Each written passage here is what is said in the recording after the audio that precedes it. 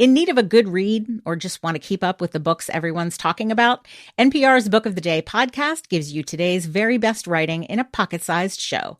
Whether you're looking to engage with the big questions of our times or temporarily escape from them, we've got an author who'll speak to you. Catch today's great books in 15 minutes or less on the Book of the Day podcast, only from NPR. Hey, it's Tali, here to tell you about the podcast Israel Story. Now, more than ever, Israel is a tough topic. Some love it, others hate it, but Israel Story offers a nuanced, faithful window into the extraordinary stories of everyday people in Israel. Beautiful and ugly, tragic and inspiring, ridiculous and heartwarming. Check out hundreds of timeless episodes in their back catalog or dive into the 65 Wartime Diaries episodes capturing slivers of life right now.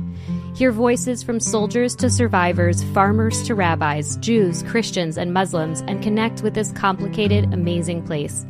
Hosted by Mishi Harman and produced with the Jerusalem Foundation and the Times of Israel, find Israel Story wherever you get your podcasts. Welcome to the 5 Books, where each week we talk with a Jewish author about 5 books that are near and dear to them. My name is Tali Rosenblatt-Cohen. Every week, I ask Jewish authors about 5 books in 5 categories. We'll hear about 2 Jewish books that have impacted the author's Jewish identity. We'll hear about 1 book, not necessarily Jewish, that they think everyone should read, a book that changed their worldview. We'll get a peek into what book the author is reading now, and we'll get to hear about the new book they've just published and how it came about.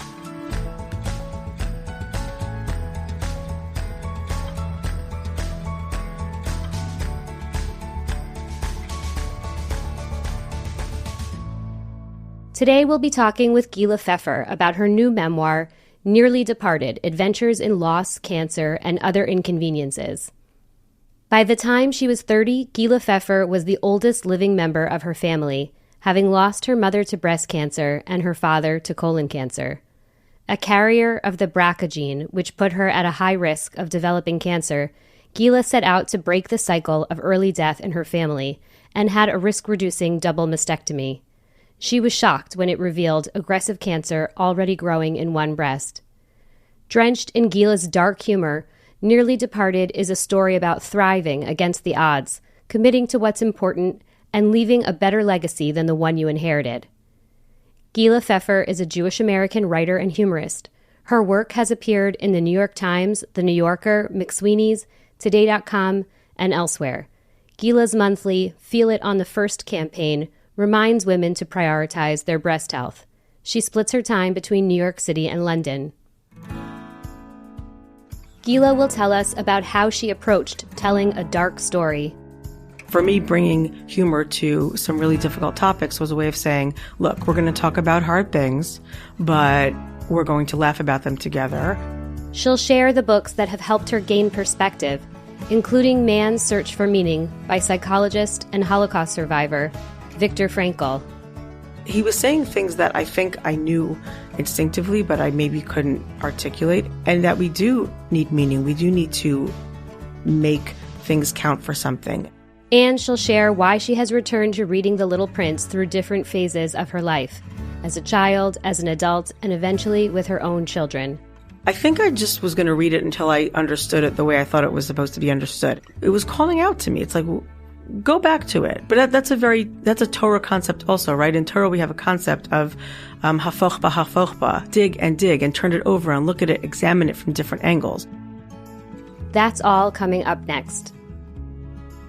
Thank you so much for joining us today on the 5 Books. I'm excited to talk to you about your book, Nearly Departed: Adventures in Loss, Cancer, and Other Inconveniences. I found it really so poignant and inspiring and also funny, which is not necessarily what you would expect of a book about a journey through cancer. So thank you for being here. I'd love for you to introduce yourself and maybe just tell us a little bit about you and a little bit about your book. Sure. Hi, and nice to meet you, and thank you very much for having me. This is actually my first in-studio podcast, so I am thrilled beyond belief in ways that I think listeners can't really see, but my whole body's like doing a little jig. And it's funny that you say it sounds weird to say you enjoyed the book, and I get that a lot. People ask me, they don't know if it's okay to say they enjoyed it. Do they have permission to enjoy it? And that's kind of my whole point. My whole point is giving people permission to find humor in adversity, humor in dark times. I want them to feel comfortable laughing along with my story and hopefully apply that same approach to their own difficult times. I was motivated to take drastic measures to reduce my risk of breast cancer in any way possible when I lost my mom at 42. Her mom died at 49. And the generation before that, all four of my grandparents were Holocaust survivors. So I have no idea what the family history is there. Breast cancer was not discussed in my house, despite its very real presence. My mom didn't talk about her mom's illness or death. And when I was 18, she was diagnosed. She was 40 at diagnosis. And aside from being devastated to learn that my mother is now following this terrible path that her mother took, something I can't explain to you what, because there was no internet for me to look it up on. And I was only 18 and busy with the things that 18-year-olds are busy with. But something in me said, this is something I have to worry about. This needs to be on my radar. Let's be on the offensive instead of the defensive and waiting for it to come to me.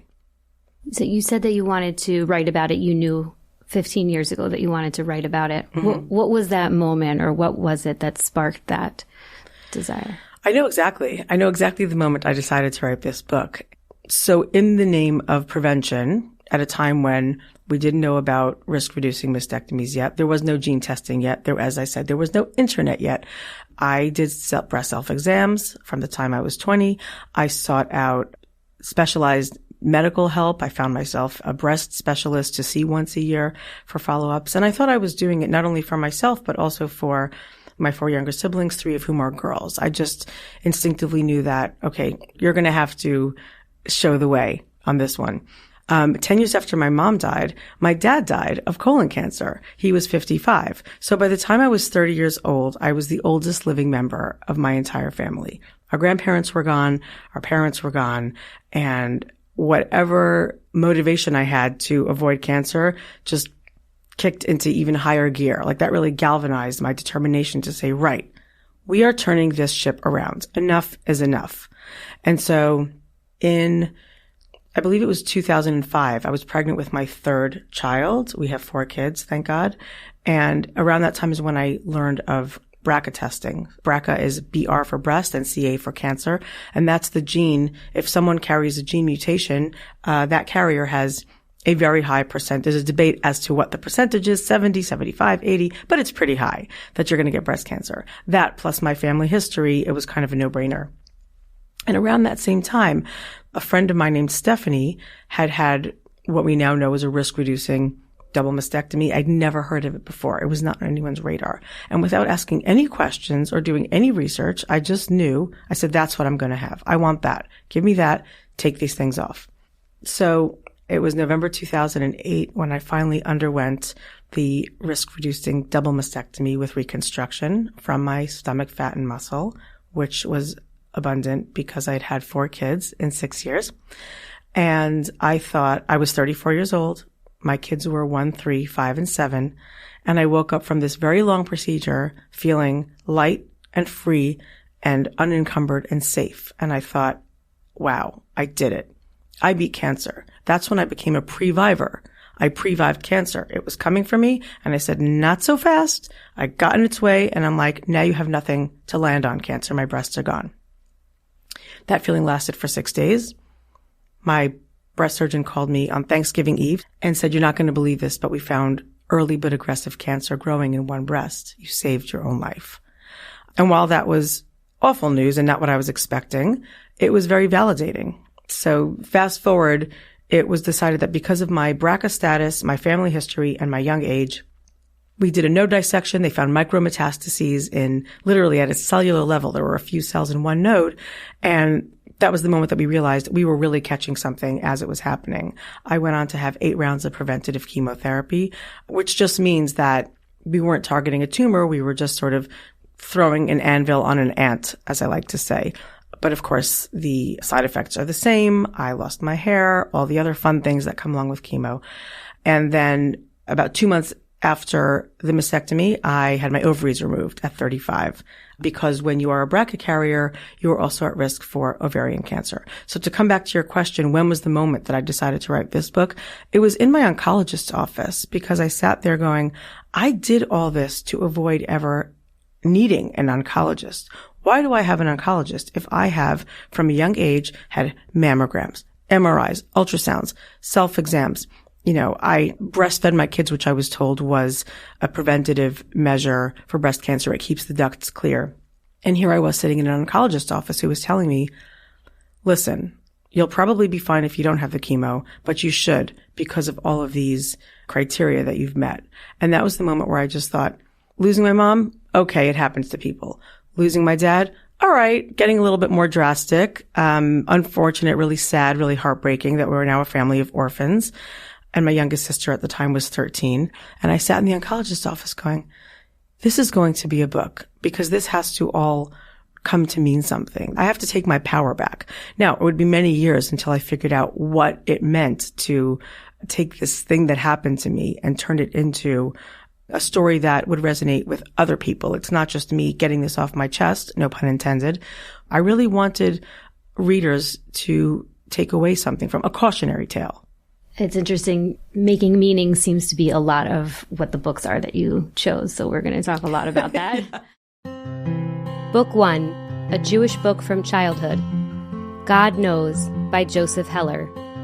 I was raised Orthodox Jewish in a small Staten Island enclave. So we were like a subset of a subset of a subset, you know?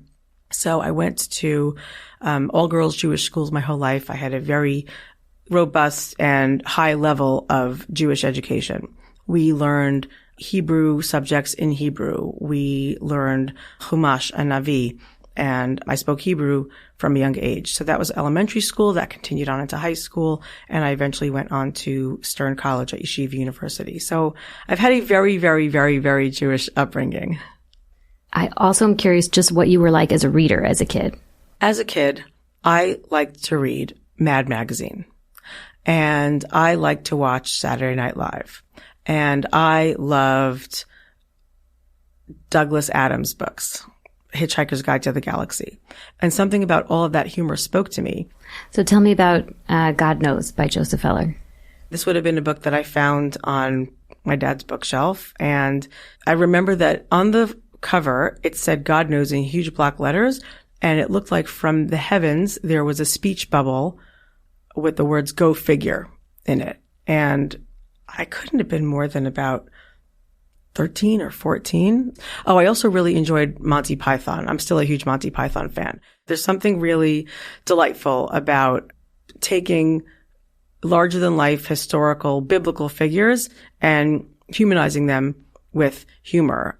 So it's narrated by King David. He's at the end of his life. He's on his, not exactly deathbed, but he's freezing. We know from studying him in the Bible that he's cold and he can't get warm, and he brings, they bring him, they call her Avishag Hashunamit. She's his concubine. And no matter who they bring to him, he can't get warm. And I'm sure that there's a lot of symbolism in the idea that he can't physically get warm or emotionally get warm. And he's evaluating his entire history as a king of the Jewish people. And of course, I learned that in school. I went to very Orthodox Jewish schools. We learned them in a very proper and serious way. And in my school, they would have glossed over the more overtly sexual parts because, we can't handle that. And so reading a story through the way it's told is he speaks in, he uses a modern vernacular, and he's having all of these very relatable thoughts about second guessing himself. And at one point he says, the biggest mistake I ever made was getting into that fight with Goliath and winning, because it sort of snowballed into the rest of his career. And at the end of his life, he's looking back going, what has it all come to? He's having this very existential crisis moment. And I just find that to be really funny. On Death, Sex, and Money, we feature interviews with you, our community of listeners, getting honest about uncomfortable things. I developed an illness where it isn't safe for me to drive. A friend once said to me, sex is like air. You don't think about it until you're not getting enough. This is a similar sort of thing if you just replace sex with driving. Listen to Death, Sex, and Money wherever you get podcasts.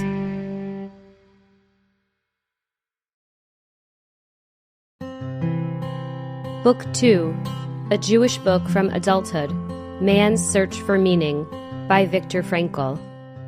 Frankl was a psychiatrist from Vienna, and he ran with the biggest psychiatric medical names of his day. He went through the Nazi concentration camps.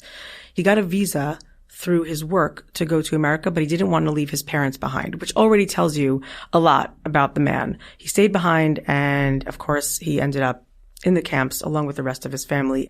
And he wrote this book not long after he made it through. And he somehow came out with not only the wherewithal and the desire to write this book, but the headspace and the presence to essentially write a book about how it was that he was taking note of who the survivors were, who made it through the camps and who didn't. And it wasn't to pit one group against the other, but it was to say that he noted through his professional training that it was the people who had meaning and hope and something to live for, whether they knew their families had made it or not. It was the people who found, from minute to minute, hour to hour, day to day, a reason to live, who made it through. You know, as he said it wasn't the best of us who made it through. It was the ones who had a certain mindset. And he said, this is not a Holocaust story. This is not a book about my time in the concentration camps. Although for me, it very much gave me possibly the most intimate and real, almost too real, look into what my grandparents would have experienced, having all gone through the camps themselves, having all come through with a number on their hands, which I thought was just what all grandparents have until later in life when I learned that that was not the case. And he wanted to write a book about how to be mentally strong, how to survive, what tactics people can use in any adverse situation.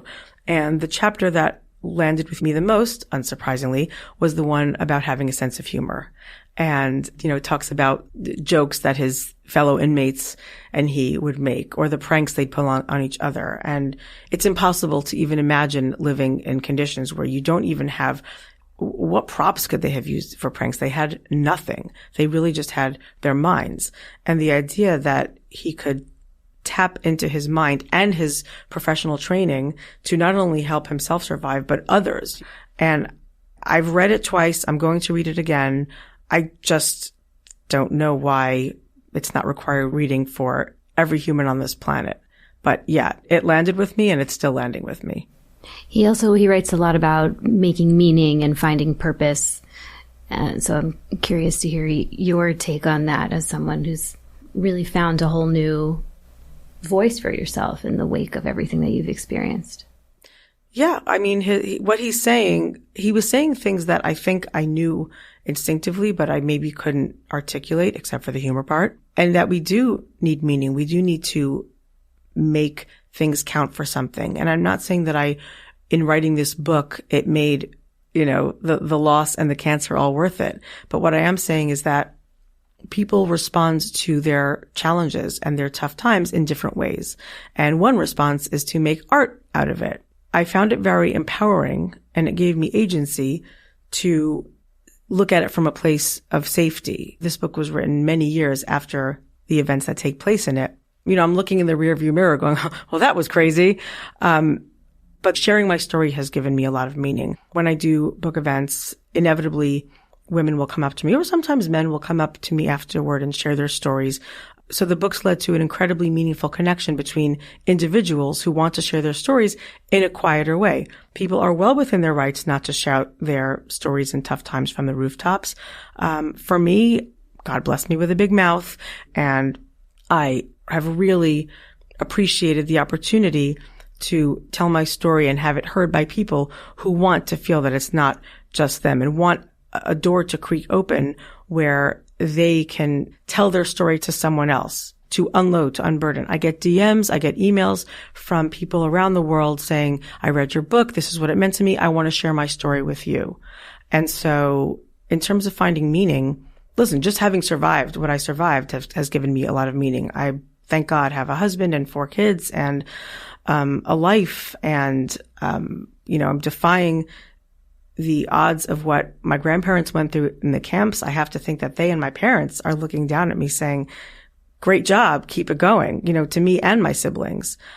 And you want your pain and suffering to count for something. And whether that's a book or an interaction or something that makes you look back and say, had this not happened to me, I would not be in as good of a spot as I am today. I would not have the perspective I have today. I would not be in a position to help and support others as I am today, having gone through what I went through.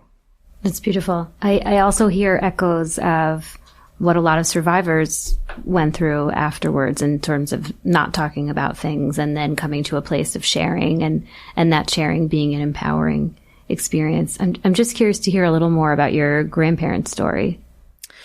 Yeah, that wasn't spoken about either. I knew about the Holocaust because it was taught in school.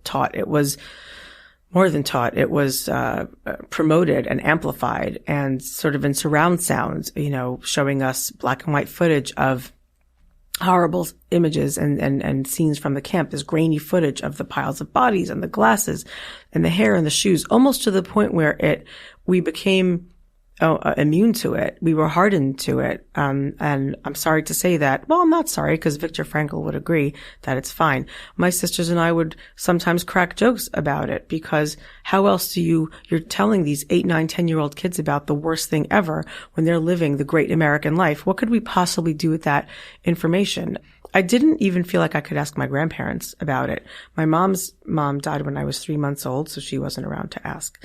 My father's mother died when I was 10. So we had a very close, wonderful relationship, but it was clear that I was the oldest grandchild. She wanted to have, again, a nice American relationship with me. So I'd sleep there for Shabbat, and on Saturday night we'd watch The Love Boat and Fantasy Island, which, she would say Fantasy Island, but it hardly even came up as a concept. My father's father didn't speak a word of English. He only spoke Yiddish. And he just sat over a desk and learned Gemara all day. He did very few things to say to us, not in a bad way, but looking back, I think that he lost himself in his world because there was so much pain he was carrying. Of all 4 of my grandparents, he's the only one who had been married with children before his family was wiped out. So on his gravestone in Israel are the names of his wife and 3 children who were murdered by the Nazis. So what that man carried with him, I can only imagine. But it manifested as a very quiet, insular life, where he didn't really relate to our modern American ways. Mainly he told me that my hair was too long and my skirt was too short in Yiddish. So I know that. My mother's father, he was in my life the longest. He died when I was in my late 20s. His story is the one that we know. And we know that through my uncle, my mother's brother. He must have been about 19. That's what we place him at. And he also had an opportunity to go to America. He had a visa and he stayed back. His father died of cancer and he stayed back to look after his mother and siblings. So again, heroic before anything even got started. But his survival story is that he was on a death march in the driving rain towards the end of the war, and the Nazis were wearing these very deep hooded coats, and he just ran for it. He said, what do I have to lose? And he went for it, barefoot in the driving rain. He ran in the night and he didn't look back, and he just ran until he got to a barn. And there's a lot of holes in the story, but essentially he lived in this barn amongst the animals, eating their food for must have been weeks, until he was liberated by an American soldier. And we don't know much more than that. And again, my uncle's the only one to ask. And I think every time I ask him the story, some detail changes. But, that's a man who survived. All 4 of my grandparents are people who survived. I have to think that we have this survival instinct in our DNA. It's somewhere baked into our DNA. but no one talked about it. And I think about that when I think about the breast cancer in my family. It's like, you want to forget that part of your life. You want to will it away. If you don't talk about it, somehow it will disappear. But we know from therapy that that is not how it works. And it's always going to come out and manifest in some way. So I've taken the opposite approach when it comes to breast cancer. Thank you so much for sharing both stories, your grandparents and your own. It's really meaningful. In my dreams, they've all read this book. Sometimes when I think about, like, what's my dream scenario? Them reading the book and seeing them from this vantage point. I love that. Yeah. Book 3, A Book That Changed Your Worldview. The Little Prince by Antoine de Saint-Exupéry.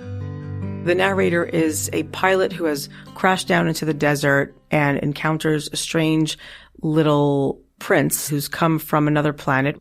And this pilot, who is an adult and is speaking to a prince who is a little child, is hearing all the prince's stories of his travels from planet to planet and the different other adults that he's met. And the pilot comes to youthify his point of view and reconnect with that part of himself. And when did you read it for the first time? I read it for the first time when I was, I'm going to say 11-ish. That's what my guess is. But I have picked it up so many times since then because I have wanted to see how I would read it at each stage of my life. I remember reading it as a little kid and not really understanding what I was reading because it neither felt like fiction nor nonfiction. And I didn't really understand who was real and who wasn't. I think I just was going to read it until I understood it the way I thought it was supposed to be understood, and not by reading Cliff Notes and Spark Notes and Wikipedia. I didn't want to understand it that way. I wanted to see what I could get out of it. I didn't have the kind of relationship with my parents where I felt I could ask that or that I would get a satisfactory answer. And so I often joke that, and it's in my book actually, I said, if there's anyone who would have benefited from the internet as a kid, it would have been me. I just wanted to know everything about everything. I wanted knowledge. And so there was something about it that it was calling out to me. It's like, go back to it. But that's a Torah concept also, right? In Torah, we have a concept of, hafochba, hafochba, dig and turn it over and look at it, examine it from different angles. So there's something about The Little Prince that kept telling me, you have not reached the end of finding out what this book is about. And with each, probably every 10 years I picked it up, and eventually I read it to my kids and it became a favorite book at bedtime and we would discuss it. And of course, reading it with my kids took it to a whole new level because now I'm reading it as an adult with kids. And what are the things that you feel like have changed for you in your readings of it over the years?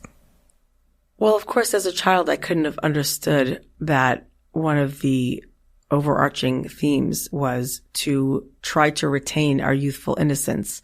And, I went on to work in fashion marketing for many years.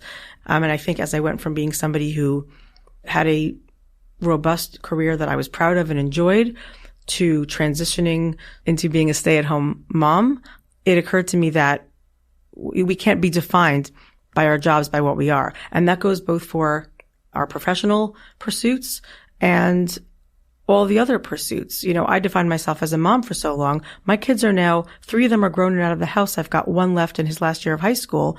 And I'm going through what a lot of parents go through, which is, what am I? That's why I turned my attention back to a writing career. I started it from scratch and I thought, right, you better start doing this now before they all leave the house. And I'm certainly glad I did. And I think of the little prince who is looking at people not through the lens of what they do, but through what perspective they can bring to his life. What can he learn from them? And that's what the pilot who crashed down in the desert is learning through the little prince's experiences. He's understanding, we're not one thing, we're a composite. Which I love because I was just thinking as you're speaking that you brought, your first example talking about God Knows by Joseph Heller. And that is like the satire and the humor.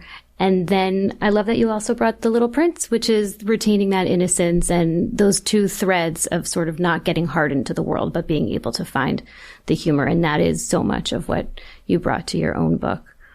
And not taking ourselves too seriously. It's a very difficult balance to strike. For me, bringing humor to some really difficult topics was a way of saying, look, we're going to talk about hard things, but we're going to laugh about them together. And in that, we're not going to avoid showing up for our responsibilities, i.e. surviving and doing the things we have to do, but we're not going to be so serious about it. We can still laugh about it. Book 4, the book you're reading now, The Safekeep by Yael van der Wouden. It is blowing my mind. I'm not going to give away too much, but the story itself is surprising and has twists and turns. It does relate back to the Holocaust, and for me was a good opportunity to try to imagine what my own grandparents would have gone through. I don't know if anyone knows about this book, but there's an incredibly steamy scene in it. It's chapter 10, and the reason I say that is because in the acknowledgments, which is always the first thing I read when I open any book, I want to see who is involved in writing this book.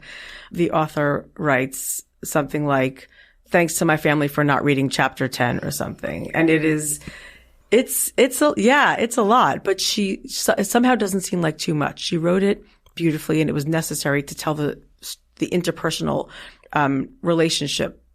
I think it's a fresh take on a well-worn subject, but also a modern take in that it addresses forbidden relationships. Let's call it that. Yeah. No, it's a brilliant novel. Have you read it? I have, yeah. We got to talk to Yael, so you should listen to that episode too. Book 5, the author's latest book, Nearly Departed, Adventures in Loss, Cancer, and Other Inconveniences by Gila Pfeffer. There was a very large gap between my decision in my oncologist's office to turn this into a book and figuring out what the path to publication is. I started writing it in lots of different forms, fiction, nonfiction, collection of essays, etc. I didn't get serious about writing it until I learned to, I hate this term so much, but I'm going to say it, grow a platform. When you're writing memoir nonfiction, all of the advice I got, it was very good advice, was that if you want to sell your book, you have to have some kind of audience to bring along with it. And that's an important part of saying, when did I start writing this book? Because I had to get comfortable with putting my work out for public consumption. I'd never done that before. And at the same time, with the invention of social media, there was an opportunity to speak to potential readers about the things I'm passionate about. Observational humor, my Jewish culture, and of course, breast cancer, everything. So I count that as part of writing the book, even though it's not sitting down to write it. And that would have been about 6 years ago. It's interesting that you talk about putting yourself out there, because writing memoir is, I would imagine, that's a big component of it. And one of the things I really appreciated about your book was that you talk about sort of the difficult aspects of your relationship with your parents in a way that was still really tender and respectful, and honest. And I just wonder what that was like for you.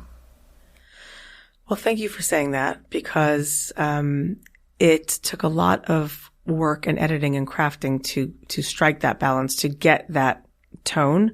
When my original proposal had a chapter that preceded the first chapter. It was a chapter of my childhood. It was called My Staten Island, and it was sort of like the early Gila Staten Island years. And my editor said correctly, I think this book actually starts from when you're 18, from the moment that sets you on this trajectory towards saving your own life. So we lost that whole part of it.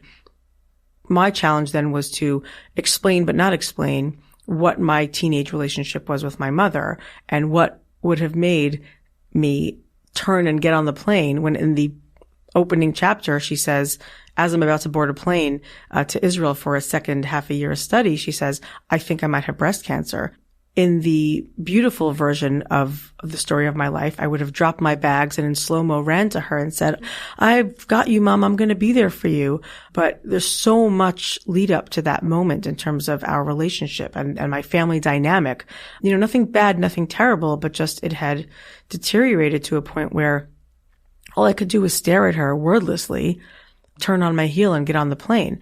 And when people ask me what the hardest part of the book to write was, it wasn't losing them. It wasn't being diagnosed. It wasn't the chemo. It wasn't, the drains coming out of my body. It wasn't the hair loss. It really was writing about myself unflatteringly, writing about a character who I thought readers might judge me, and they might say, well, why didn't you drop what you were doing and go to your mom? And then why didn't you later drop out of college and be there for every minute of her treatment until she died? Same thing for your dad. Why didn't you, at that point I was married with children, why didn't you do more or do something heroic? I wanted to be honest. I wanted to honor and respect them, but I wanted to be honest about our relationship. And it was important to do that because at the end of the book, I come to this reckoning, this understanding, this forgiveness. As a parent of kids who are now around the same age that I was when she died, I have this appreciation that only because of her ordeal was I able to do what needed to be done to make sure that I avoided that. But it was deeply uncomfortable to write, not about them, about myself as the less than perfect daughter who wants to see themselves. We live in an age of filters. We can filter every blemish off of ourselves. We can look like we have eyelashes a mile long and big hair. Here I am telling people, this is who I was. And I was doing the best that I could do at the time. But they were also doing the best that they could do at the time. And maybe that wasn't enough for either of us, but that's the truth. As a reader, I understood exactly where you were coming from as a character. And it did not at all feel to me like there was any judgment. It felt like, you were being honest and vulnerable, and that was the nature of the relationship. So you did well, that's a relief. It's hard. Everyone has some kind of interpersonal family interaction that is complicated and that they're not necessarily proud of. But even long after they're gone, you can still do work on yourself and come to a place where you just offer forgiveness all around and you understand why things had to happen the way they happened, right? And where we landed. So thank you. I appreciate, as a reader, you saying that. Yeah. One of the things I also found so moving was the way that your community rallied around you after you went through your treatment. And a lot of people aren't lucky enough to have that kind of community around them. So for someone who is going through something like this, what would your advice to them be? For someone going through this, my advice would be, and this may be easier said than done, is to find your people. I tend to give, interestingly, more advice to people who want to support people going through this. I have sort of a list of tips, and essentially they boil down to one idea, which is it's not about you, it's about the person going through it. So lead by the desires and the voice of the person who is in middle of the crisis. Don't superimpose what you think would be helpful if it was you going through it. Listen to them, even if they're asking you to stay away or to do nothing or to run the world's dumbest errand. The doing something is not the point of it. It's you're getting your friend through. For people who are in the center of a crisis, it's important to find your people, whether that's your community around you, whether that's groups on social media, which for all of the ills of social media, there are communities out there that are so supportive. I did not get through this by myself. I got through it with the proverbial village. So the advice is do what you can to find some kind of support system. It doesn't have to be someone you know. It just has to be somebody who gets what you need. And you write at the end about speaking at a Sharsheret event. So can you tell us a little bit about Sharsheret? Yes. And I actually wanted to add to that last thing I said. A great resource is Sharsheret, which is a huge organization that supports young women in the fight against breast and ovarian cancer.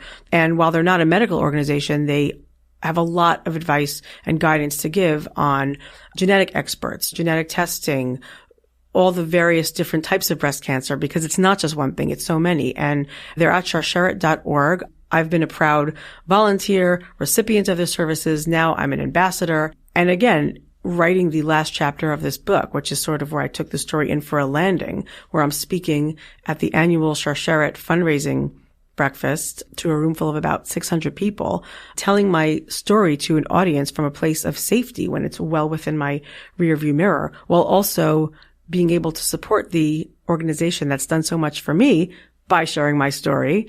Anyone looking for support in the sphere of breast and ovarian cancer, I urge you can DM me, I'll respond to you for sure. But I've got nothing on Sharsheret. Reach out to them. And what is it that you would like others to take away from your story, in particular in the way that you've told it? I want people to feel empowered to know about their family medical history and not be afraid to learn where they come from, because it will help them guide where they're going. I want people to not bury their head in the sand and not say, oh, I'd rather not know. I want them to know that not knowing is way scarier than knowing. And, the old saying is knowledge is power. It really is. And they can empower themselves by looking into that and taking the many available screening and preventative steps to avoid it. Another important message I hope readers take away and really want them to take away is the permission to laugh. You can laugh to yourself. You can laugh with your friends. You can laugh with your community through the darkest times. You can crack jokes about it, because this is, again, what Viktor Frankl writes about, and much later Dr. Edith Eger has written about in her book, The Choice, which is not on my list, but could be on my list. We don't have control over what's happening to us, but we do have control over how we respond and react to it. And for me, humor is going to always be the number one line of defense in getting through to the other side of whatever you have to get through. I think that your story of sort of building yourself is such a relatable story beyond the specific story of your health and your cancer and your parents. It's really a story of like putting yourself back together again and building yourself back up. And it's such a beautifully told story. And I hope everyone will go read it. And thank you so much for joining me today. Thank you. Thank you for saying that. And thank you for having me here. This was great. Thank you. Loved it. Thank you so much for joining us today for the 5 books. Our guest today was Gila Pfeffer, discussing her memoir, Nearly Departed, Adventures in Loss, Cancer, and Other Inconveniences. You can find a link to the book and all the others Gila discussed in our show notes. If you enjoyed the show, please be sure to subscribe and share with friends and family. You can also find us on Instagram at 5bookspod. I'm Tali Rosenblatt-Cohen. Our producer is Odelia Rubin. Music by Dove Rosenblatt and Blue Dot Sessions. Art by Dina Friedman. Thank you especially to the Jewish Book Council and to Meira Drazen.